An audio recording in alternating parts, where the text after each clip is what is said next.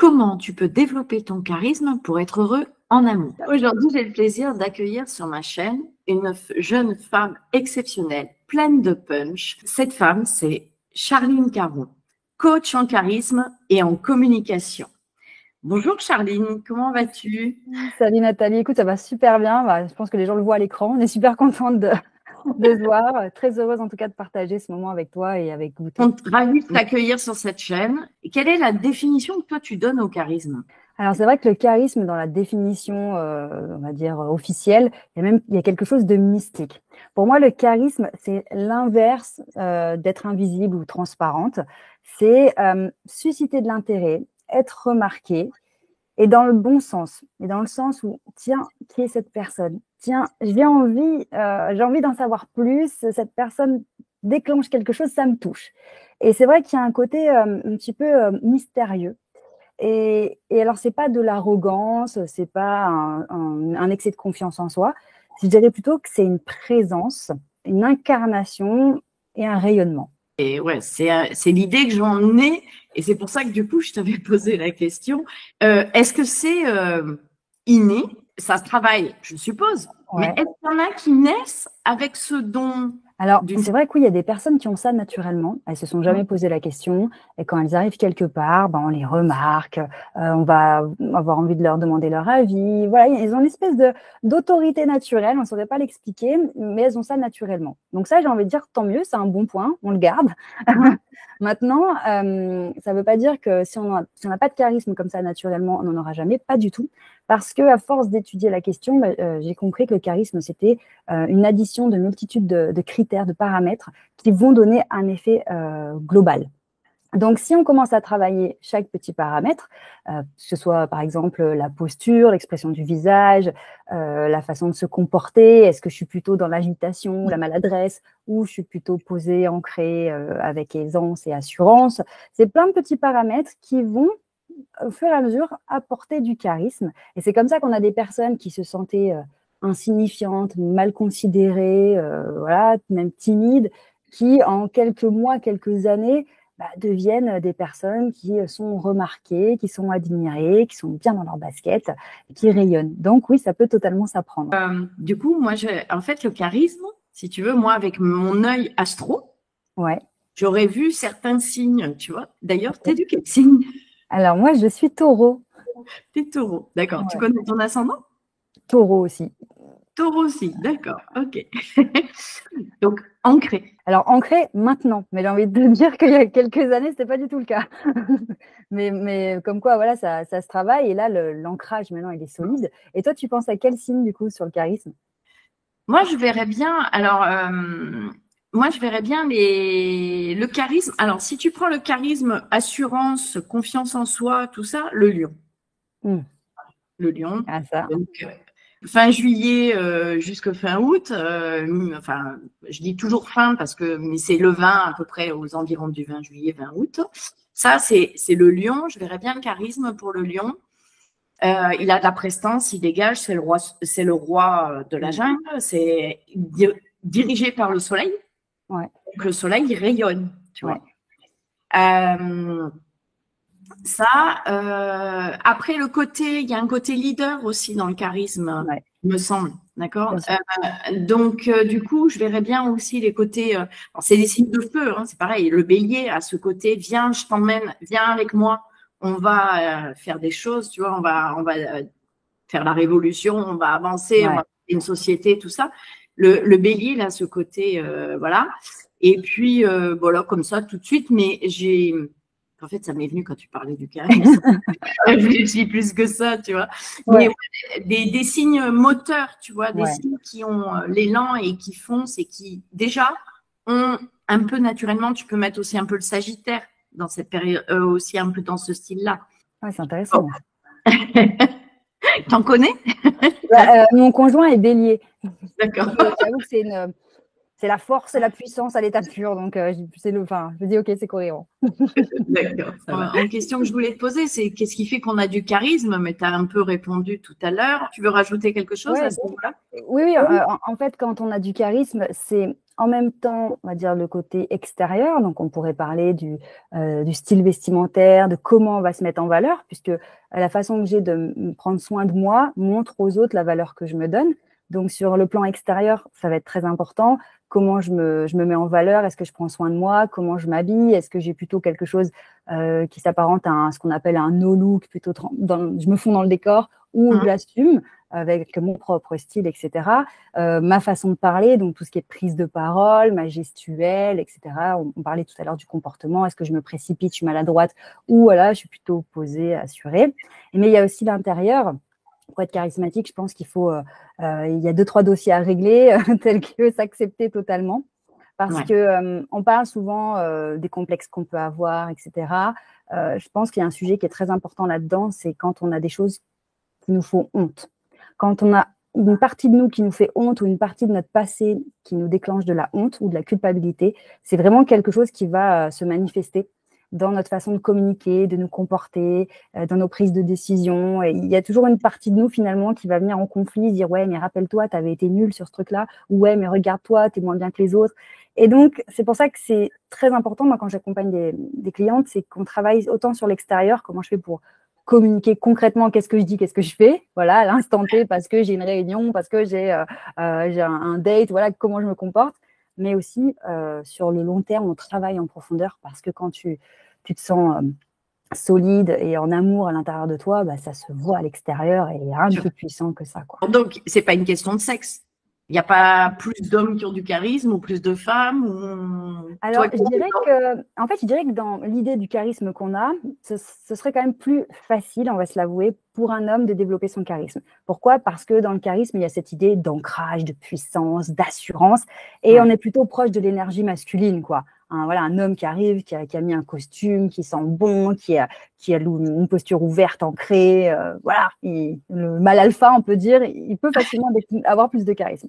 Une femme, le danger, c'est justement de tomber dans cette énergie masculine. Se dire, OK, maintenant j'ai confiance en moi, je suis une femme forte, j'y vais. Et là, on est plus proche du dragon que de la femme charismatique parce que finalement, on va tourner le dos à la féminité, à la douceur, à des choses qui sont plus sur le côté féminin pour du charisme. Donc, je dirais qu'une femme qui veut avoir du charisme, c'est quand même plus délicat, plus subtil. Et ça demande de se connaître un peu plus, d'avoir une meilleure gestion des émotions. Parce qu'un homme, s'il ne gère pas ses émotions, qu'il est que dans la puissance, on va dire « Wow, quel charisme !» S'il épouse une gueulante, qu'il est, voilà, on va dire « Oh là là, quelle force !» Une femme, voilà, c'est quelque chose quand même de plus subtil. Mais dans tous les cas, une femme qui a du charisme et qui travaille sur elle, elle peut largement dépasser des hommes qui auraient un peu de charisme. Ça, c'est une fois que le travail il est fait, il est plus compliqué, je trouve, au démarrage, mais après, c'est de la folie, c'est d'une puissance. Tu arrives à mettre le curseur vraiment sur ta communication, sur l'image que tu vas envoyer aux autres. Tu arrives à gérer ton relationnel, tes émotions, tu décodes les autres, tu as une vraie présence. Après, on est inarrêtable. Et quand on en a, est-ce que ça se ressent dans tous les domaines de sa vie ou on peut en avoir dans un domaine, par exemple, dans le professionnel et pas du tout dans l'affectif ou inversement? Oui, totalement, parce que ça va dépendre de comment on se voit.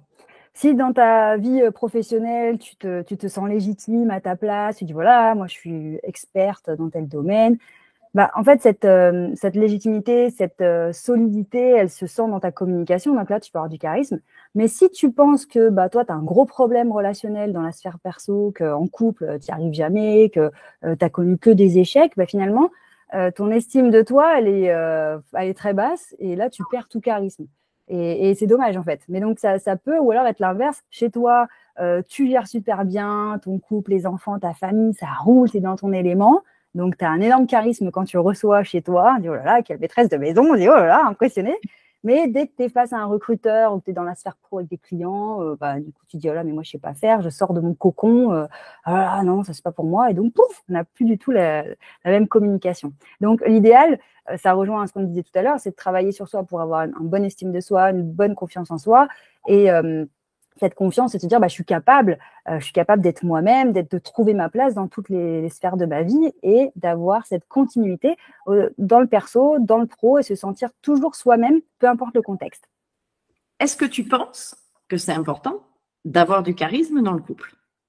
Ouais, je pense. Alors, le couple, c'est comme toute relation, hein. C'est des rapports de force parfois, c'est de la négociation tous les jours, même ne serait-ce que pour choisir le film du soir, c'est de la négo, hein. Donc, ça reste dans de la communication. Mais si on parle vraiment du charisme et de comment je communique et de l'image que j'envoie, alors on se dit que sur une première phase, dans la phase séduction, rencontre, ça compte pour attirer la bonne personne, pour envoyer les bons signaux. Parce que si l'image que tu envoies à l'extérieur correspond pas à qui tu es, tu vas pas attirer la bonne personne. Donc ça, c'est déjà le truc de départ.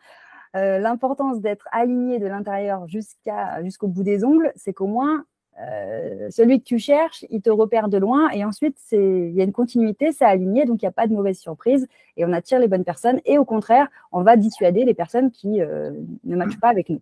Donc ça, déjà, c'est intéressant. Mais ensuite, une fois qu'on est dans une relation de couple, là où c'est délicat, et on en parle beaucoup, de la routine, etc. Moi, ça fait 10 ans que je suis avec mon compagnon, on a 2 enfants. Pareil, avec les enfants, c'est aussi toute une période, etc. pour la femme qui n'est pas toujours simple. C'est que si tu perds ce côté, comment dire, ce côté un petit peu mystérieux dont on parlait tout à l'heure, ce côté un peu, on n'est pas que en fusion, je suis aussi une personne, j'ai aussi mon jardin intérieur, j'ai aussi mes trucs. Si tu perds ça, finalement, ton compagnon, il est tellement habitué à toi, c'est tellement devenu normal, je ne veux pas dire qu'il va perdre de l'intérêt, mais c'est devenu normal. Et malheureusement, ce qui craint, c'est qu'à l'extérieur, tu vas avoir des personnes qui ont ce côté qui rayonne et ce côté plus croustillant, parce qu'on est tellement habitué à la maison que du coup, on va peut-être être attiré par des profils qui ont un truc mystérieux. Si à la maison, tu es totalement, alors je dis pas qu'il faut pas être soi-même, pas du tout, c'est pas ça, mais se dire, j'ai de la valeur, moi, en tant que personne. Je ne disparais pas dans ma relation. Je suis là aussi, j'existe, je prends soin de moi, et vraiment se donner de la valeur en tant que personne pour maintenir ce côté. Et tu es avec moi, tu as la chance d'être avec moi. Tu ne te rends pas compte la chance que tu as. Exactement. Mais c'est exactement ce que je dis. Pour moi, moi j'ai une expérience quand même 14 ans d'un premier mariage, et là ça fait 18 ans qu'on est ensemble dans ma deuxième vie de couple. Okay. Et ce que je dis, moi, c'est que le couple, en fait, maintenant je me rends compte que c'est pas 1 + 1 égale 1, c'est 1 + 1 égale 3. Exact. Et justement, c'est ça, tu t'en rends compte surtout quand ton couple prend de l'âge, c'est qu'il faut qu'on ait chacun notre existence propre, individuelle, et l'existence du couple. Il faut qu'on ait chacun a ses activités, son rayonnement, et c'est si on se fond dans le couple et qu'on fait plus qu'un à deux, du coup on se perd, on se noie, on n'existe plus et on rayonne plus en fait. Et en fait, peut-être que ce que moi j'appelle rayonnement, toi tu l'appelles charisme en fait.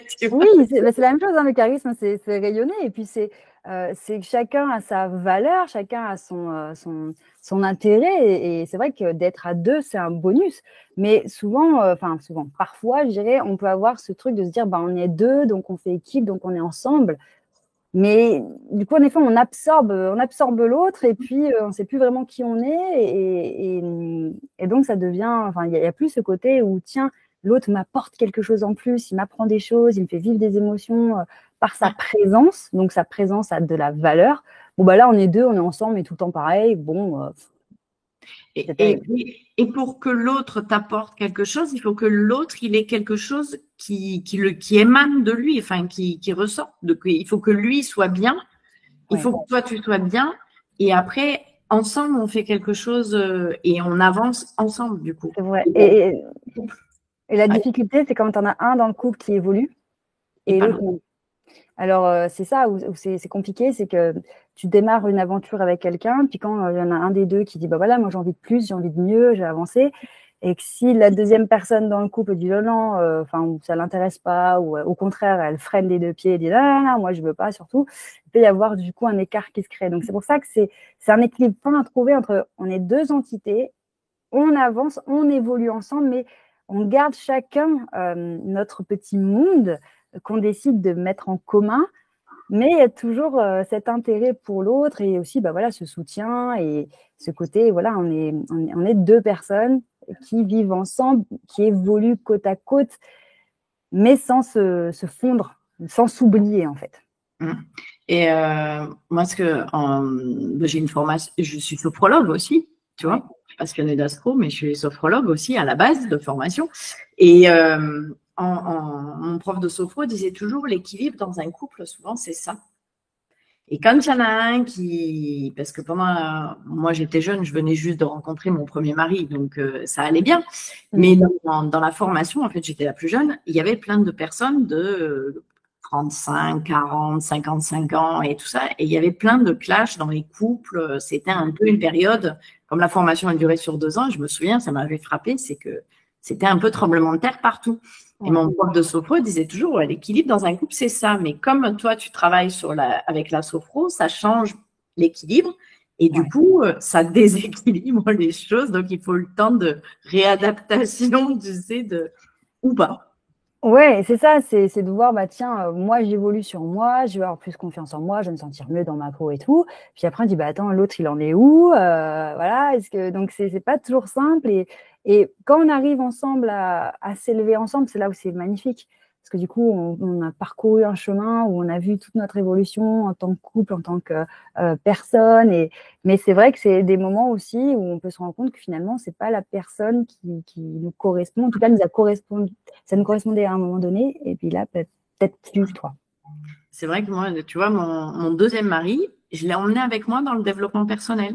Ouais. Parce que je sentais on avait une façon de voir la vie différente. Moi, je suis très positive. Lui, il était, surtout à l'époque, il y a 18 ans, beaucoup plus à voir que le verre à moitié vide, moins le verre à moitié plein. Et quand j'ai découvert le développement personnel en ligne, j'ai dit, attends, là, ça va pas le faire. Si je vivais toute seule, il va y avoir un trop grand décalage. Et écoute, c'est génial parce qu'il y a justement cette volonté d'avancer. Et du coup, bon, je suis un peu le moteur, mais derrière, ça bouge. Donc, tu te dis, bon, c'est bien quand même. C'est chouette parce qu'il y a plein de choses qui évoluent et voilà. Et puis, quand chacun travaille sur soi, là, ça se sent dans la relation, dans la façon de communiquer aussi. Parce que quand tu as deux personnes qui ne savent pas gérer leurs émotions, qui ne se connaissent pas, qui ne connaissent pas leur fonctionnement, bah, ça peut partir dans des conflits, ou voilà, ça peut être dans on se fait la gueule pendant 3 jours, des trucs vraiment, tu te dis, mais c'est pas possible, on ne sait pas communiquer. Mais aussi parce que quand on ne se connaît pas, mais quand chacun travaille sur lui, bah, ça lui ouvre l'esprit sur aussi les difficultés de l'autre. Et donc, tu es capable de repérer peut-être que là, l'autre, il est en train de péter un plomb parce qu'il ne sait pas gérer son stress. Mais comme toi, tu as cette connaissance-là, tu reconnais qu'il ne sait pas gérer son stress et tu peux l'aider et ça s'apaise. Ou alors, tu vas reconnaître que l'autre se ferme un peu, se met dans sa bulle. Et donc, au lieu de tout prendre personnellement ou se dire, c'est quoi son problème, elle m'énerve, on pourrait faire un effort, tu te dis, attends, là, il y a une espèce de mal-être qui s'installe, c'est quoi la cause? Et donc, finalement, ce côté développement personnel pour soi, il va influencer la relation, la communication, et on va avoir une communication beaucoup plus apaisée. Et voilà, du coup, le quotidien est beaucoup plus apaisé, quoi. Est-ce que on peut perdre son charisme? Malheureusement, malheureusement, je dirais que oui, parce que le charisme, c'est vraiment lié à l'estime de soi, à la confiance en soi, à la façon de rayonner. Donc, je pense vraiment que si on connaît une période très difficile, que ce soit une personne qui est très dure avec nous, qui nous a beaucoup rabaissé, ou que ce soit la maladie ou la perte de quelqu'un, le fait qu'à l'intérieur, le feu qui était là, qui disait qu'on était charismatique, confiant, qu'on rayonnait, si le feu s'éteint, ça se voit déjà dans la posture, dans la façon de, même la voix, le volume sera plus bas, la façon de parler plus petit, plus machin, on prend moins de place, et ça se sent dans l'énergie. Donc, du coup, on n'a plus du tout cette incarnation, cette présence, ce rayonnement. Là, si quelque chose s'éteint à l'intérieur, il y a tout qui s'éteint. Mais la bonne nouvelle, c'est qu'on peut avoir une période où on va perdre son charisme parce qu'on est en période de doute, de souffrance, mais on peut repartir. Donc, il y a toujours de l'espoir. Est-ce que tu aurais, par exemple, 3 astuces, 3 tips pour cultiver son charisme dans le couple, par exemple ? Le premier truc qui vient en tête, c'est sur les fameuses sorties. On se dit, voilà, parfois, avec la routine qui s'installe, on fait plus de sorties comme avant. Et c'est vrai qu'au début, quand tu es dans une phase de séduction, tu fais que des restos, des soirées, tu bois des cocktails, il y a un cadre qui fait que c'est séduisant. Et puis après, tu perds ça. T'es en pyjama à la maison, t'es fatigué, t'en peux plus de ta journée, donc ça n'a plus rien à voir. Donc, pour garder ce côté charisme, je dirais que c'est important de créer des occasions de se mettre sur son 31 comme si c'était la première fois qu'on rencontrait la personne. pour recréer ce truc. Ah oui, quand même. Oui, c'est vrai que ça fait 15 ans qu'on est ensemble, mais quand même, si je la croisais ce soir pour la première fois, ouais, ok. Donc, il y a ce côté où, attention, chérie, je suis toujours là. Tu me vois en pyjama, mais attention, voilà. Je ne suis pas que cette femme en pyjama que tu croises à la maison. J'ai aussi un potentiel, donc la personne se sent chanceuse de t'avoir. Je dirais aussi être fière de la façon dont on communique. Tu vois, parce que souvent, je trouve qu'on tombe dans le panneau de s'énerver ou de trucs. Et là, c'est vraiment un dossier qui est très sensible parce que c'est la gestion des émotions. Et c'est de se dire, voilà, je veux plus passer pour, en tout cas pour les femmes, pour la femme hystérique qui s'énerve ou qui fait la gueule, qui boude. Je veux être fière de mon comportement. Alors, être fière par rapport à moi, puis par rapport à mon conjoint, dire, voilà, j'ai envie de m'énerver, j'ai envie d'exploser, mais je vais garder de la distance parce que je suis une femme charismatique. Je ne vais pas perdre du temps et de l'énergie dans ces bêtises-là. Je vais arriver à garder de la distance. Et ça, c'est super dur à faire parce qu'évidemment, on a des mécanismes, des schémas, et puis quand on est en colère, on a envie que ça explose. Mais ça va vraiment aider à avoir du charisme parce que ça permet de modifier notre comportement. Et en face, on aura quoi comme réaction? Waouh, le self-control, la classe, quoi. Et ce qui est encore plus fou, c'est que quand tu arrives à garder ton calme, tu ne tombes pas dans une boucle infernale de réflexes. Au contraire, tu as accès à toute ton intelligence. Et c'est là, en gardant ton calme, où tu vas dire la bonne chose au bon moment. Et tu vas mettre l'autre face à ses responsabilités si c'était parti en vrille. Et elle va dire, ah ouais, quand même. Ok, bon, respect. Donc, tu vois, ça se joue pour moi autant sur la tenue où je me mets vraiment à mon top pour montrer à mon conjoint que, attention, il y a toujours du lourd là-dessous. Et en même temps, dans mon comportement pour montrer, attention, regarde à qui tu t'adresses. Donc, c'est différents niveaux où tu peux agir. Et donc, et moi, ce que je conseille dans ces moments-là, quand on a envie d'exploser comme ça, c'est d'aller faire un tour. Ah ouais. Changer d'air, changer de lieu. Exact. Et même, on peut prétexter n'importe quoi, mais c'est une coupure quand en effet, tu sens la vague monter et que tu sens que tu vas être pris en otage par ça et que tu seras plus capable de maîtriser ton comportement. C'est de te dire, là, je suis à chaud, ultra chaud. C'est jamais bon de réagir à chaud, mais alors là, t'es chaud bouillant. C'est te dire, et voilà, je vais couper. Je vais couper pour que ça redescende et reprendre possession de mes moyens pour réagir intelligemment. Ça, c'est sûr, c'est super important. C'est là que c'est utile d'avoir un chien. Ah oui, je vais sortir le chien. Tiens. Après, il faut trouver les excuses, tu sais. Ou pire, tu vas aux toilettes. Hein. Tu dis, attends, 2 secondes, je vais aux toilettes, je reviens.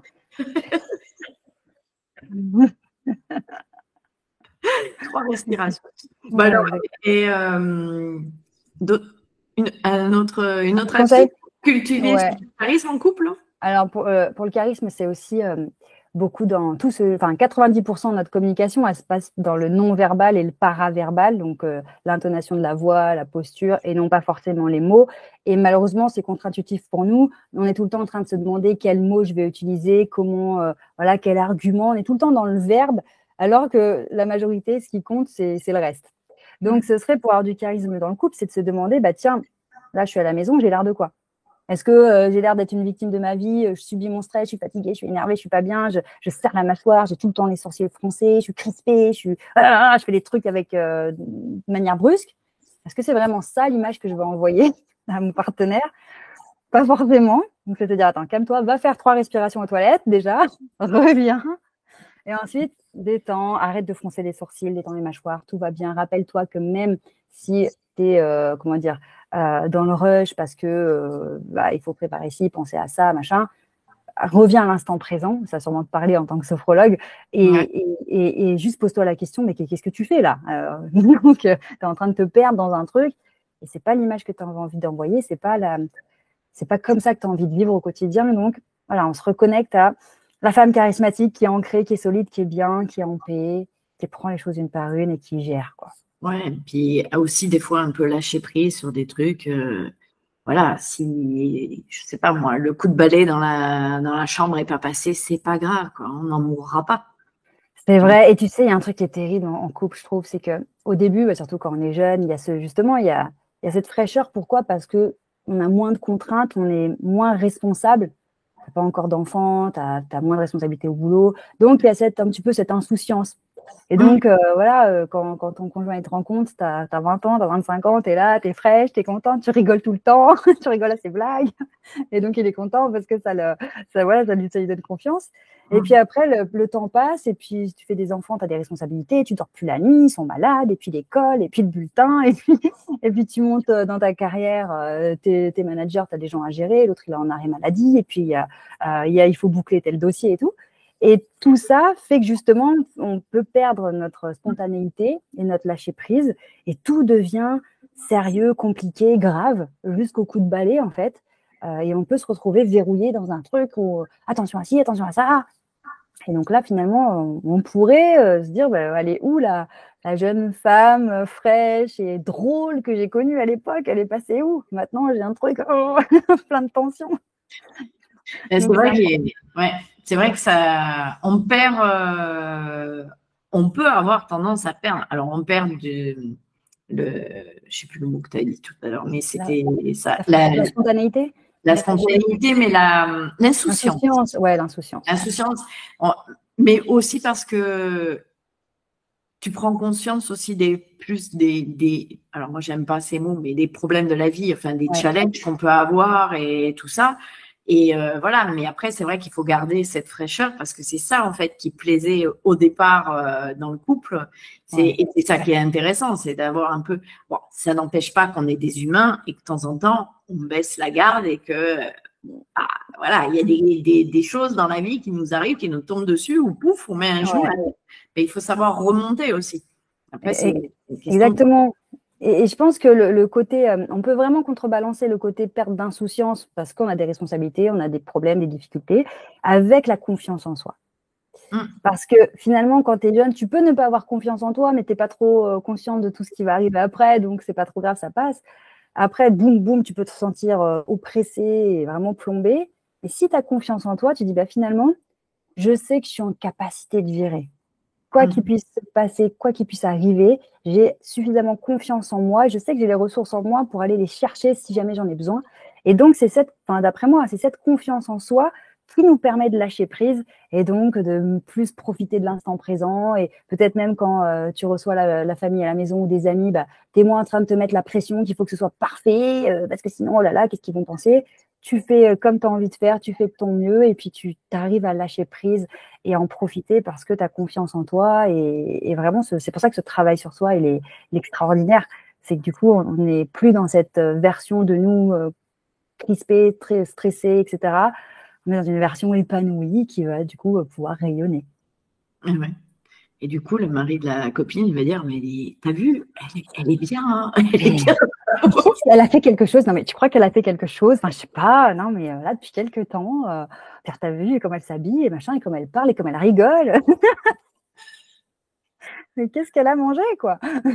Quelles sont les choses à ne pas faire pour pas perdre son charisme? Je dirais le plus grand, le truc le plus important, c'est de perdre le contrôle de soi. C'est-à-dire de lui donner le pouvoir aux autres. Le pouvoir de nous rabaisser, le pouvoir de nous énerver. En fait, de perdre son leadership personnel. Parce que tu le disais tout à l'heure, le leadership est lié au charisme. Pourquoi? Parce que quand tu as une personne comme ça qui est ancrée, qui est bien sur ses appuis, qui prend ses décisions, on se dit waouh, cette personne, elle a l'air de savoir où elle va. Quand elle dit quelque chose, elle le fait. En même temps, elle n'a pas l'air stressée.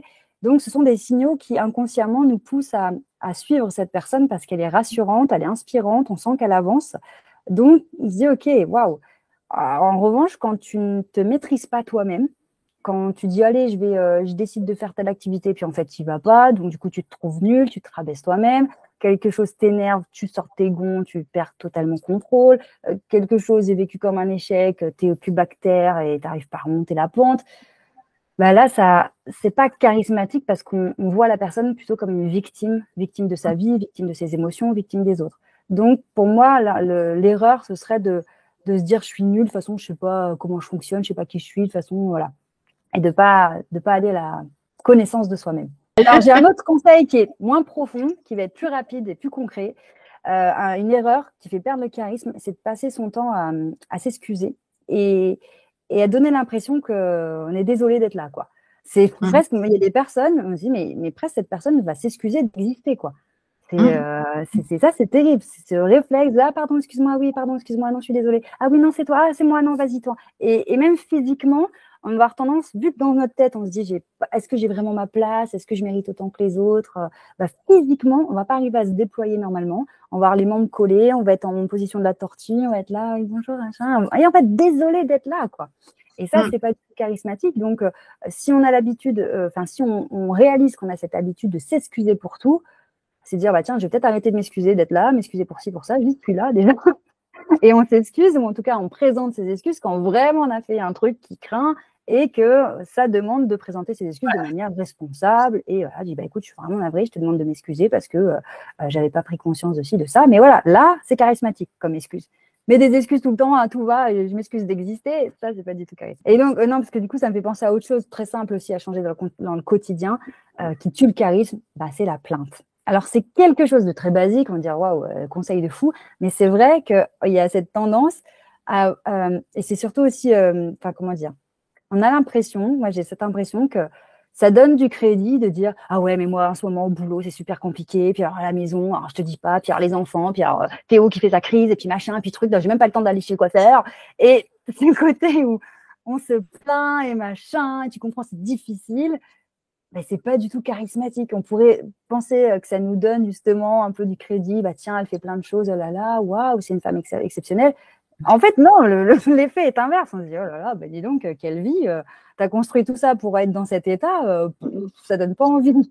Donc, c'est de se dire, je vais arrêter d'être là à me plaindre, à dire, il y a là, puis ci, puis ça, puis machin. Et au contraire, je dis, oui, c'est vrai que là, on est dans une période de rush, mais bon, ça va le faire, je pense qu'on va arriver à gérer, machin. Là, tu te dis, ah oui, la classe.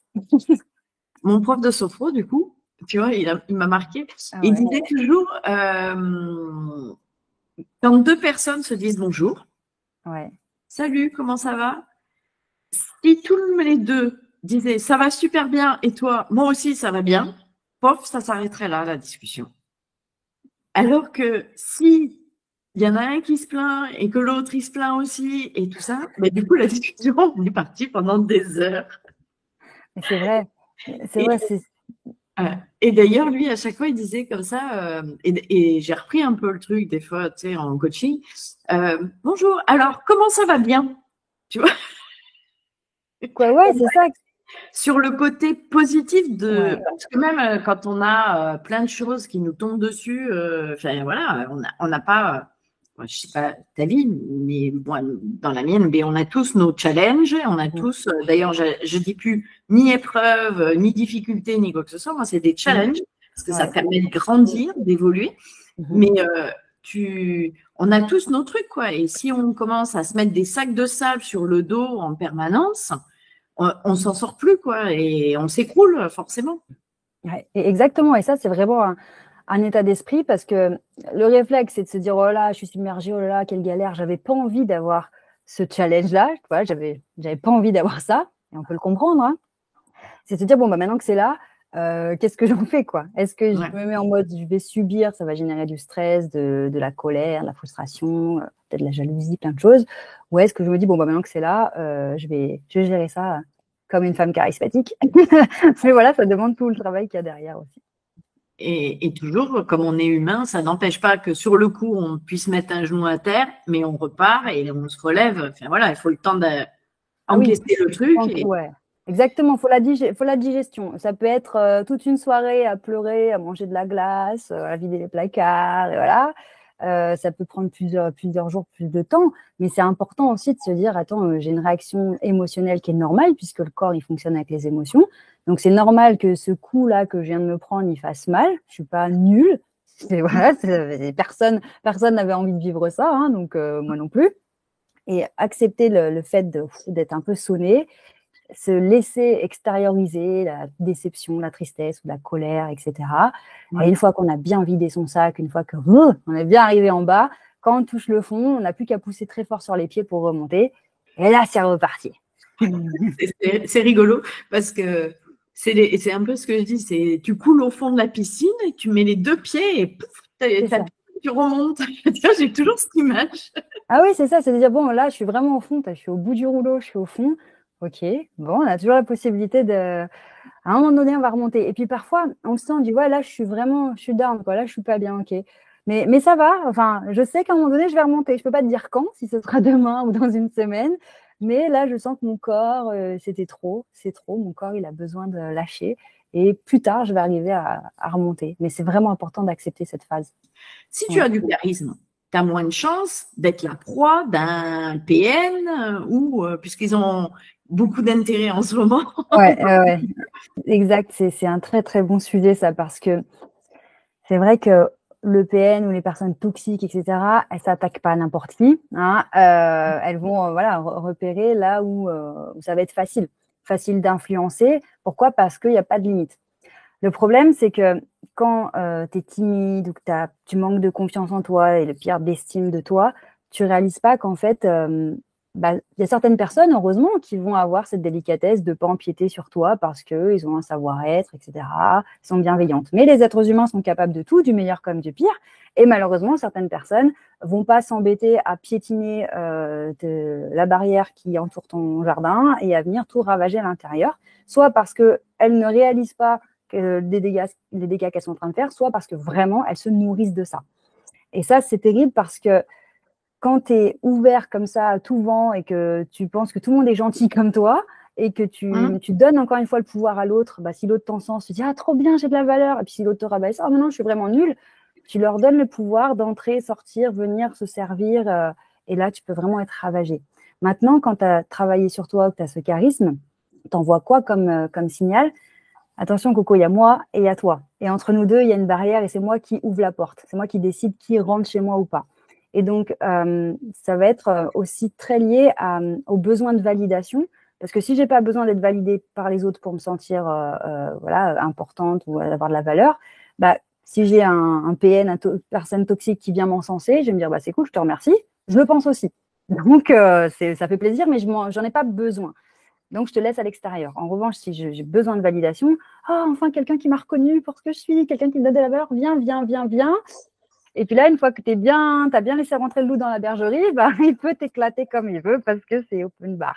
Mais c'est pour ça que l'image qu'on envoie, elle est importante parce que ces personnes-là qui cherchent des proies, voilà, etc., je ne vais pas approfondir le sujet, mais elles le sentent dans la communication non verbale. Et elles se disent, oula, là, c'est une personne qui a l'air bien ancrée, bien sûre d'elle, elle a bien conscience de qui elle est. Si je viens la titiller, soit ça va pas marcher, soit je vais me prendre un retour de bâton qui va faire très très mal, donc j'y vais pas. En revanche, là, je vois une personne qui a l'air de douter d'elle, qui est pas sûre d'elle, qui a besoin, tiens, là, ça va être facile.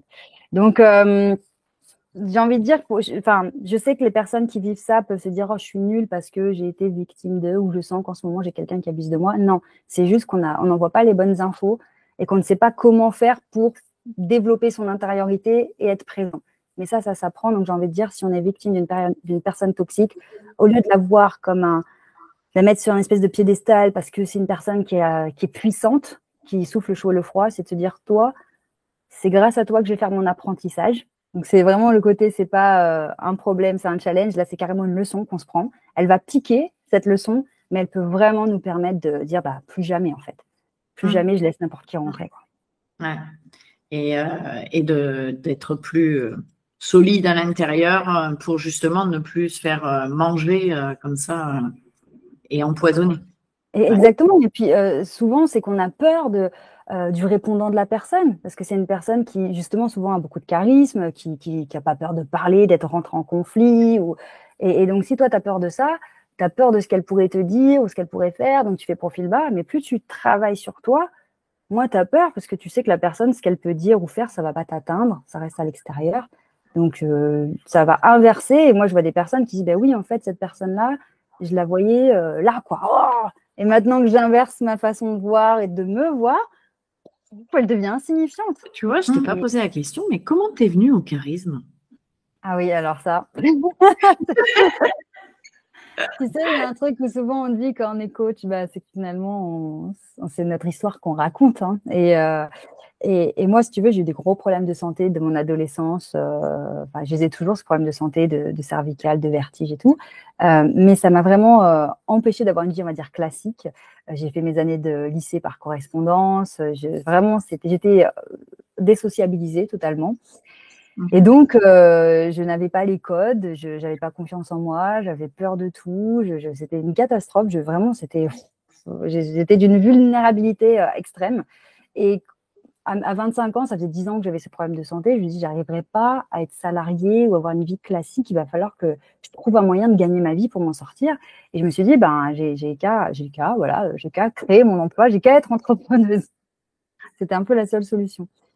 Sauf que Aller se mettre sur YouTube pour quelqu'un qui manque de confiance en soi, c'est pas mal. ça, c'est arrivé après, parce que j'ai d'abord eu une première étape où j'ai fait une entreprise de robes de mariée avec des couturières. Je m'étais formée au conseil en images, donc tout un concept et tout. Mais le truc, c'est que je savais pas, je connaissais pas les codes du monde professionnel, encore moins se vendre, être convaincante, savoir parler, savoir mettre les autres à l'aise, savoir négocier des prix. Enfin, je partais de moins 10. Il fallait que j'atteigne un niveau de fou, donc j'ai dû apprendre tout ça. C'est pour ça que parfois je dis il faut des trucs concrets, parce que moi je me suis dit mais je dis quoi, je fais quoi quand je suis en rendez-vous avec la personne, je me tiens comment, je dis quoi, comment je fais pour lui dire, enfin c'était une catastrophe, je te jure. Et donc cette première expérience d'entreprise que j'ai arrêtée quand j'ai eu quand j'ai eu ma fille, parce que au moment de la grossesse, tu prends du recul. Et là, j'ai dit, en fait, j'en peux plus. Je suis fatiguée. Tellement de challenges, tellement de sorties de zone de confort que j'en pouvais plus. Et je m'étais prouvé que j'étais capable de faire quelque chose de ma vie. Je n'étais pas si insignifiante que ça. Et donc, petit à petit, dans cette période où je ne savais pas ce que j'allais faire, j'ai réalisé que tout ce que j'avais appris pour moi, savoir parler, me présenter, convaincre, vendre, etc., je pouvais l'apprendre aux autres. Et que finalement, cette première expérience d'entreprise, bah, ça avait été mon apprentissage. Donc, j'ai envie de dire dans la douleur, hein, parce que vraiment, j'étais en mode kamikaze. Je me suis mise à prendre la parole, à proposer de faire des interventions sur la première impression, alors que j'avais jamais fait de présentation PowerPoint de ma vie. Enfin, tu vois, des trucs vraiment fous, parce que je me disais, bah, si je veux m'en sortir, il faut que j'y aille, j'ai pas de choix. Donc c'est comme ça que finalement, bah, c'est tout ce que j'ai dû apprendre pour moi en partant de zéro. Je me dis, bah, en fait, ça s'apprend. Et il y a tellement de gens qui en ont besoin pour se sentir mieux dans leur basket et pouvoir atteindre leurs objectifs que bah, moi, du coup, je vais leur partager ce que j'ai vécu. Tu n'as jamais fait faire ton thème astral? Ah non, pas du tout. Est-ce que alors le taureau, il avance lentement mais sûrement, tout en étant en sécurité et tout, mais tout ce que tu me racontes, en étant taureau, ascendant taureau, il doit y avoir un truc de feu quelque part.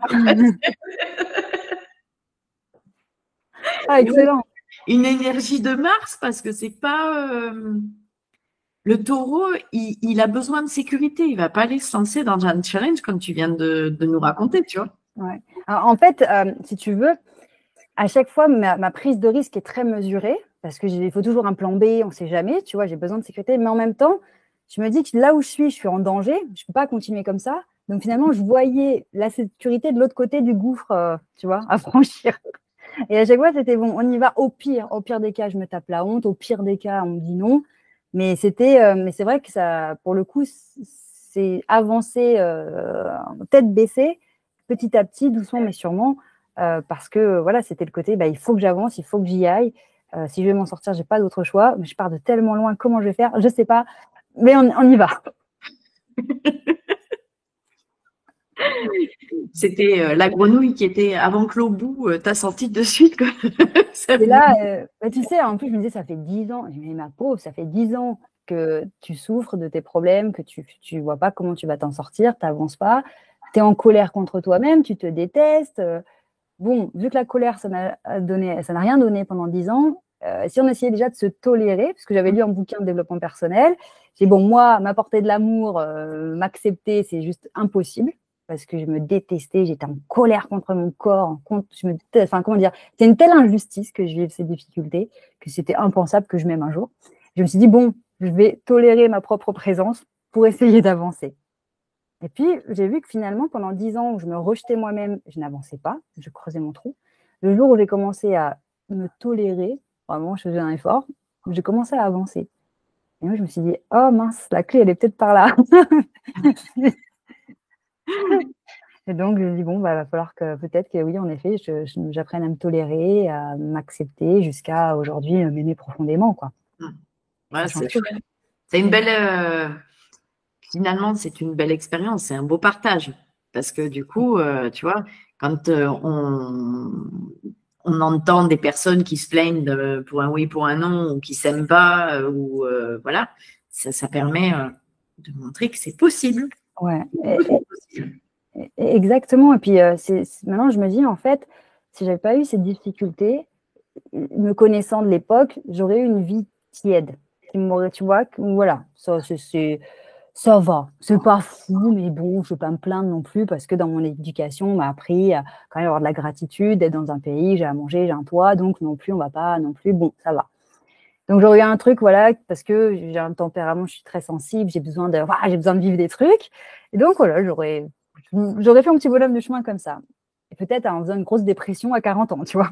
Et Et ouais. là, je me dis, finalement, ces énormes difficultés que j'ai eues, ça m'a forcé à me bouger, ça m'a forcé à aller dans des endroits où je ne serais jamais allée si je n'avais pas été forcée. Et donc, aujourd'hui, je suis contente d'avoir vécu tout ça.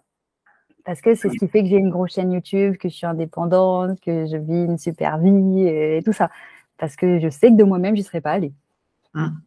Tu vois, moi, je dis toujours derrière chaque challenge, puisque c'est mon mot, chaque challenge, il y a un cadeau. Ouais, et ça. Souvent, bon, le cadeau, il est mal emballé. Ouais. Après, avec le recul, alors c'est sûr que sur le coup, on s'en rend pas compte. Hein. Non. Tu vois, quand des fois, quand je te disais que j'avais été coach chez Je récupère mon ex avec Antoine Pétavin, ben, des fois, je disais, oui, mais tu sais pas, aujourd'hui, pour toi, c'est grave qu'elle t'ait quitté. Ouais. Il y avait beaucoup d'hommes parce que, comme j'avais l'âge de leur femme, ils voulaient savoir ce qui se passait dans la tête de leur femme. Tu vois. Et je dis, mais peut-être que dans 5, même peut-être dans un an, tu auras rencontré quelqu'un d'autre et tu te diras, waouh, mais en fait, heureusement qu'elle m'a quitté, je suis tellement bien. Mais exactement. Et sur le moment, moi, que ce soit quand j'ai arrêté ma première entreprise, je ne savais pas du tout ce que j'allais devenir. Hein. Je ne savais pas du tout que j'allais mettre à coacher des gens et tout. Hein. Où je me suis dit, bah, c'est juste un échec, t'es juste, voilà, ça s'arrête. Bon. Alors, j'ai quand même là un peu de développement dans le personnel. Je me disais, bon, il y a sûrement autre chose qui va venir. Mais sur le coup, t'es juste assommé. Et quand ça faisait des années que j'étais entre mon lit et mon canapé, que j'avais vraiment une vie, mais il y avait vide, quoi. Il n'y avait rien dans ma vie à part la télé. Je me disais, mais c'est quoi le sens de tout ça? Il est où le cadeau? Ça fait 10 ans, j'étais là, ça fait 8 ans, ça fait 9 ans. Mon Dieu, mais jusqu'à quand? Et l'angoisse que j'ai eue et qui m'a aussi poussée à passer à l'action, j'ai dit, mais ma pauvre, tu vas peut-être attendre comme ça jusqu'à 80 ans, quoi. Donc, on attend. Il est où le cadeau? Qui c'est qui va venir me sauver? Quel est le médecin qui va trouver le truc, la bonne rééducation, le bon truc qui va me... Et je dis, mais si j'attends comme ça et qu'il ne se passe jamais rien, j'arrive à 80 ans et qu'on me dit, bon, bah ça y est, c'est la dernière journée de ta vie, on éteint la lumière. Je dis, bah mince, si j'avais su, j'aurais tenté quelque chose. Ouais. Donc, quand j'ai eu cette prise de conscience, mais ma pauvre, ça fait 10 ans que tu attends, il ne s'est rien passé, tente un truc. Et c'est aussi pour ça que j'ai eu toute cet élan de toute façon, foutu pour foutu, on y va. C'est parce que je me suis dit, vu qu'il n'y a rien qui vient, je vais tenter un truc. Et la phrase que je me répétais pour dire à quel point je partais de loin, je disais toujours, vivez, on n'est pas à l'abri d'un miracle. J'y allais. Bah, tu vois, tu as bien fait. Ben ouais, comme quoi. Donc, non, donc finalement, cette estime de soi, tout ça, ça se travaille. Et ça change vraiment tout. Ça a un impact sur toutes les sphères de la vie. En conclusion, tu voudrais dire quoi? Tu avais quelque chose à rajouter par rapport au charisme dans le couple? Je dirais que c'est important de reprendre son pouvoir personnel parce que c'est au moment où on s'accepte, on comprend comment on fonctionne, qu'on arrive à avoir des relations qui soient intéressantes et qui soient saines. Tant qu'on fait l'autruche, qu'on ne veut pas savoir qui on est, comment on fonctionne, ben encore une fois, soit on donne le pouvoir aux autres, soit on est dans un truc, on ne sait pas vraiment ce qu'on veut et finalement, on est là, on est observateur de sa vie et c'est trop dommage parce qu'à partir du moment où on se dit, bah voilà, je prends les choses en main, je prends des décisions de manière consciente et les personnes qui rentrent dans ma vie, notamment quand je suis en couple, c'est parce que vraiment j'ai envie d'être avec cette personne. Parce que vraiment tous les matins, même si la personne m'a énervée, parce que voilà, on est des êtres humains, je me dis quand même, hein, allez, je suis contente que cette personne soit là, je l'ai choisie et chaque jour, je suis d'accord avec moi-même de vivre avec cette personne. Ça change vraiment tout. Mais c'est une très belle conclusion. Et je te rejoins tout à fait sur le fait de choisir la personne. Toi, tu as de la chance d'avoir commencé par le développement personnel et après, d'après ce que j'ai cru comprendre, tu as rencontré ton mari. Souvent, on commence pas par le développement personnel. On commence par rencontrer. Et c'est vrai que je m'aperçois dans les femmes que j'accompagne, c'est que la première relation, en fait, tu te mets en couple comme ça. Et puis, je le vois même avec mes enfants, tu vois, ils se mettent en couple.